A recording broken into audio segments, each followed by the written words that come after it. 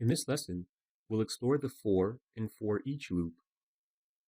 The for loop is used when you know in advance how many times you want the code block to execute.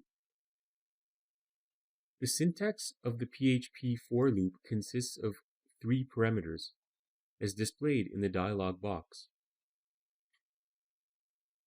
In this example, we've created a for loop to output the value of variable x, starting from 0 and up to a value equal to or less than 10. In our web browser, we can see the output 0 right up to 10.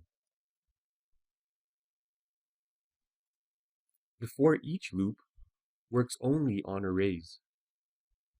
It's used to loop through each key or value pair in an array.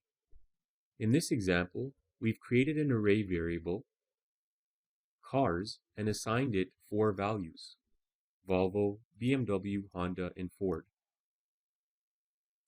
We then set up a for each loop to loop through each value in the cars array and output the result using the echo statement. We can see in the web browser that each value in the array has been outputted: Volvo, BMW, Honda, and Ford. We can see that for every loop iteration, the value of the current array element is assigned to the variable value.